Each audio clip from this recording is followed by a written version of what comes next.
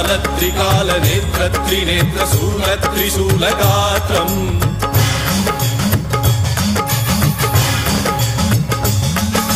सत्यप्रभाव दिव्य प्रकाश मंत्र स्वरूप मात्रम्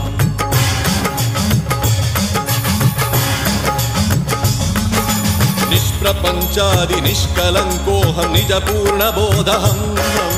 प्रत्यगात्माहं नित्य ब्रह्मोऽहं स्वप्रकाशोऽहं हम